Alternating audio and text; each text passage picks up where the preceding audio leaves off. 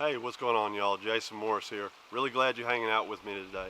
Today I'm going to go ahead and show you guys my technique that I use to be able to tie up these larger bucktail jigs, help you keep from poking that hook in the tips of your fingers. Also, this is the final video in the series, so we're going to go ahead and look at a couple options I use for eyes for these jigs, as well as clear coating to protect your finished product. So whether you're just getting into it, or maybe you've been doing it for quite some time like I have, I still think you'll probably be able to get something out of this video. If you do, be sure to hit that thumbs up before you get out of here. If you haven't already done so, hit that subscribe button. But let's go ahead and get into the video. I want to go ahead and before we actually start tying this jig, I want to go ahead and just kind of lay out a few tools here that you are going to want to have going into this, okay? You're going to need to be able to hold your bucktail jig. If you don't already have you a vise, or if you think you'd like to go ahead and use this style of a vise that I'm going to be using here today, I'll go ahead and put a link down in the description below where you can find this one. You are going to want you a whip finisher. Just makes it real quick and simple to go ahead and finish that thread off. I want you a good sharp pair of scissors, and you are going to want you at least one thread bobbin, okay? Doesn't have to be anything super fancy. You know, I get these little inexpensive, I think they're like $3 or $4 bobbins. I usually get 2 or 3 of them at a time because you will eventually end up breaking one or whatever. But you will want those basic tools at least to be able to do this, okay? So where to get your bucktails? Barlow's, Lure Parts Online, Jan's Netcraft. You can get online and do a search. I'm sure you can find some. But let me just go ahead and let you know, on these materials you can spend a lot of money where it's not absolutely necessary. Primarily I use white. I think that's going to be a base color for a lot of people when you're tying these bucktails. And if you're a hunter and you're not already saving your own deer tails, you know, why not? If you're not a hunter, or maybe you're a hunter and you need more, you know, maybe talk to some other hunting buddies, see if they'll save the deer tails for you. You can also possibly go to a processor. I did one year. He let me go ahead and walk back in the cooler and cut off about a dozen really nice, big, full, natural deer tails. Okay. If you don't know how to strip them off the bone and preserve them yourself, be sure to check out my video on how to skin a tail every time without tearing it, and it'll show you real quick how to pop the bone out of these. Just take a spoon to scrape off the excess fat, a little borax, tack it out, let it dry, and you've got your own free source of white bucktails. Okay, other than white, I use a lot of chartreuse, fluorescent green, but if you're trying to keep it simple, you know, white, red, some of your basic colors, that's really all you need. You also see, like with my thread, I've got a lot of different colors. I use red predominantly. I mean, really, I think I could just get by with just red thread for all of my bucktails, really. I do like using this Flashabou Accent. This is specifically, I buy what's called the Fat Pack, okay? And that's the style of flash that I like to use. You can get a lot of different kinds. Some is thicker, some, you know, is just different. But I like what is sold in the Fat Pack as Flashabou Accent. Alright, so get your bucktail in your vise. I already have mine here. You want it to where you can be able to work with it comfortably. Have it at a comfortable height. Have it where you can really, you know, get to where you need to. So, first thing you're going to do, go ahead and take your bobbin, a little thread, put it right around here, and get you about, oh, a couple dozen little wraps, and then leave your bobbin hanging. Okay, you're going to want that base layer of thread right there to act as something to be able to grab this deer hair so it doesn't just pull out when you get done. So don't be skinchy on that little base layer of thread. Once you have that done, now I'll just go ahead and say that every technique that I saw with maybe slight variation when I was first getting into this.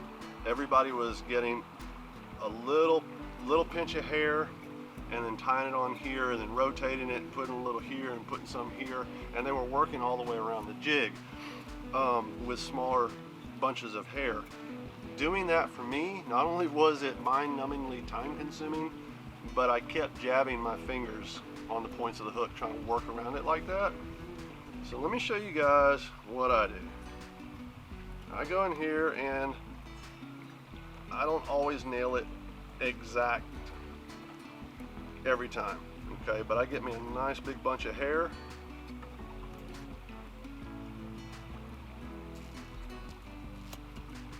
Clip it off.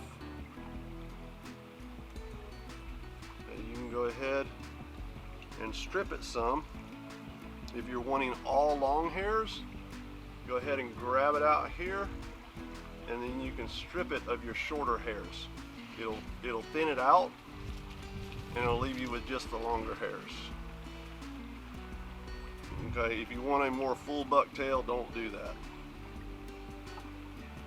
Go ahead and clip and square off our hair. We're going to put that whole wrap on top of there. Clip that a little better. Okay, you got a whole nice big bunch of hair. Going to give us about 5 or 6 semi-tight wraps where you should be able to let go of it, the hair stays there. And that's exactly what I'm going to do. I'm going to use my finger and thumb, and this is taking a little longer because I'm trying to talk to you guys and show y'all, but I just worked that all the way around there. Now I'm going to go ahead and grab it and tighten it down and lock those threads off. Okay.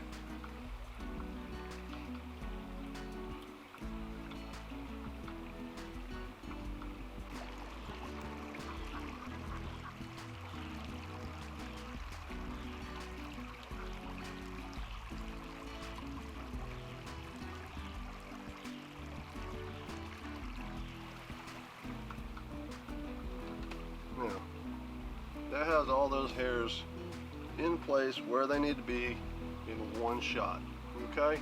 They're not going to pull out.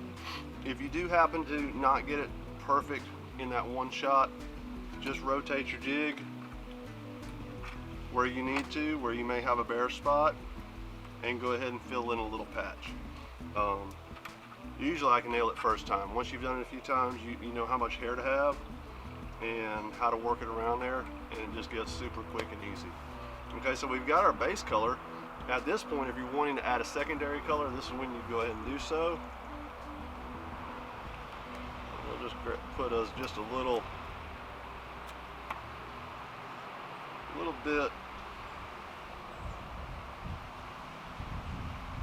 the chartreuse.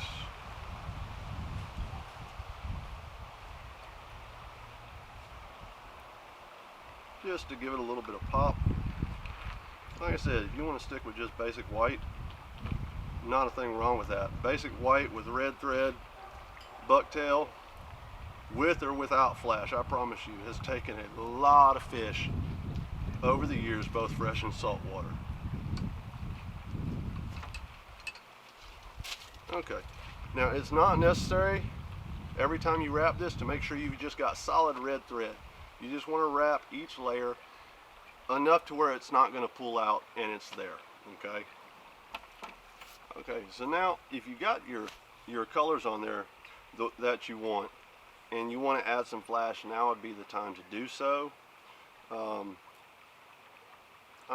use a lot of this just basic silver flash, and typically you have to cut it to length, but I'm actually at the end of a package of this, so I'm not having to cut anything.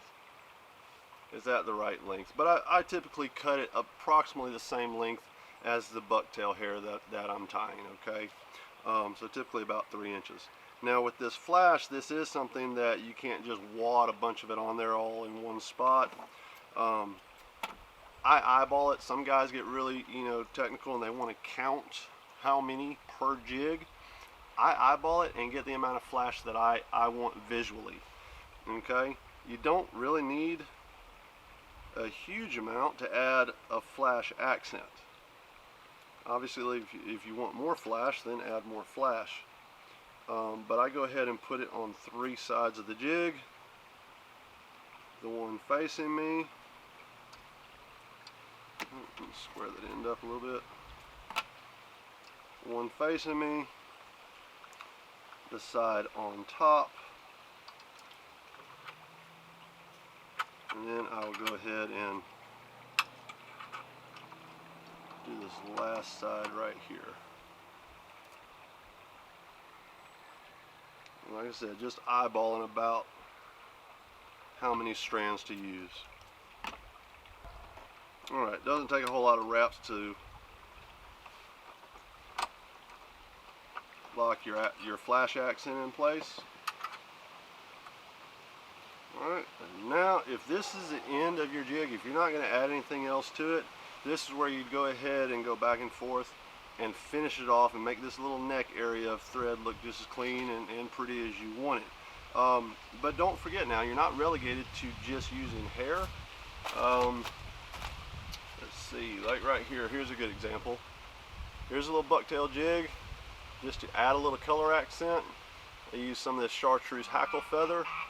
Feathers are really awesome. They add a different look, a different action in the water.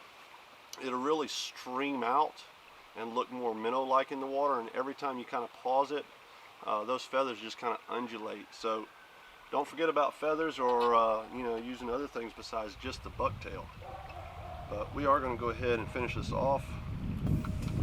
So we're just going to wrap. And if you haven't done this before, maybe you're seeing why. I mean, you really do just at least need these basic tools if you're actually going to do this. You need to be able to hold your workpiece in place. These little bobbins where you can just wind that thread around. I mean, that's, you know, it's no brainer. Okay, now is where the whip finisher comes in. If you've never used one of these, it looks like a funky little tool, but it is designed just perfectly for this. If you've never used one of these, we're going to put our thread into that little notch. We're going to wrap it around here, and we're going to put our thread back down to the neck. We're going to let this rotate. Okay? Let that rotate. Use your left hand to provide tension so that you can slide that loop you're making over the head. Okay? Now with a smaller jig head and doing this quite a bit, you can really do a quick whip finish on these with this little tool. So I'm going to make about 5 of those little whip knots, finishing knots, okay, and then I'm going to repeat the process. So we're going to do it again. I've got my thread here in my left hand. Now I'll tell you right now, this is where the tension on your bobbin is really critical. If your bobbin is holding your thread too tightly, you can break your thread, or it's not flowing correctly. Just take the little wings right here that hold your thread in place and kind of gently stretch them out a little bit to loosen it up. If it's not tight enough, obviously take your thread out, pinch those together. But you want to have the right tension. So we're going to do this again. I've got my bobbin. I am right-handed. Got my bobbin and thread in my left hand. And a hook. Wrap our thread. We're going to let this thing just pivot like it's designed to. There's about 4 or 5 good wraps. And then tighten it down. Come in here, clip our thread. And essentially you've got a finished bucktail. Okay. At this point though, this is where I go ahead and put the eyes on. You've got so many different options for eyes, you know, paint on. You've got 3D eyes, you've even got, like, I think googly eyes now, and so many different things. I just go ahead and get these strips of the little basic little stick-on eyes. I think they work great. I've tried the others. I've tried the 3D eyes. I don't think they really gain you enough bites to warrant the money. If you like them, get them. These are the ones I use. So I just wanted to give you guys a good up-close visual of the difference and using the 3D eyes as opposed to the flat paper eyes that I now prefer. There's no question about it. The 3D eyes, they do make a more eye-appealing lure, pun intended. But you know, I think it really just boils down to personal taste. If you think they're going to get you more bites, by all means use them. But I just wanted to get you a good side-by-side on that. You know, the different way it will look, so you can make your own opinion. And I will just mention here, if you're a person that kind of tends to have naturally oily skin, you might want to go ahead and take a clean rag and just wipe the head of the bucktail off before you stick these eyes on. But I go ahead and just use the edge of my knife to pick up an eye off of there and then place it where I want. Okay, and you don't have to do this. You don't have to do this on the vise. You could take it off at this point and do it if you'd like. I prefer to let the vise hold the jig so that I can get a good placement on that eye. Okay. Alright, so got your finished bucktail. Okay, so at this point essentially you could take this lure, tie it on, go catch plenty of fish. Okay. However, if this sits in your tackle box for any length of time, if you fish with it and it dries out and you manage to actually keep this and not lose it or just whatever, after a while you're going to see the eyes are going to come off, the powder paint's going to get all scuffed up, discolored, and your threads are going to start to deteriorate. So I definitely think it is worth a little bit of extra money to go ahead and get what's called Sealcoat. Okay, if you are working with powder coat paint, make sure you get what is known as Sealcoat lure and jig finish. Okay, there's going to be another very popular product that is called vinyl lure and jig finish. You do not want to use this. Let me show you that to you again. You do not want to use that in conjunction with powder coat paint. It creates some kind of a chemical reaction and it will smear your powder coat paint, just make it look all wonky. Okay, so let me show you guys how I do this, and we are almost done. And let me go ahead and mention, typically whenever I do this, I'm doing a batch of jigs all in one process. In other words, I'm not tying one jig, putting eyes on, and then dipping each one and then hanging them up. I'm going to end up, you know, I pour a batch of jigs, 15, 20, 30.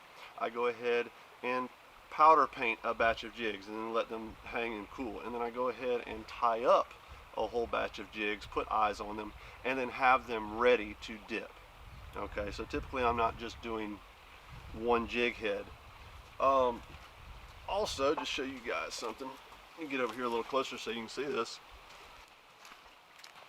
This is just a very simple DIY thing that I think you may want to just go ahead and make yourself. Okay, this is just a drying rack I've made for these bucktails. When these bucktails are drying with this clear coat on here, you're going to end up however they're hanging, they're going to end up getting a drip spot. Not a big deal, but it will leave them just slightly kind of unicorn headed. So what I've done is I've made this to where I can dip them, put them in, put the hook there into the hole and let them sit there and drip off the actual eyelet of the hook. Okay, real simple project, and I think it just makes a better looking jig. To dip these, I just dip them by hand by holding the tail. Now, quick note before we dip these, you don't want to allow this stuff to freeze.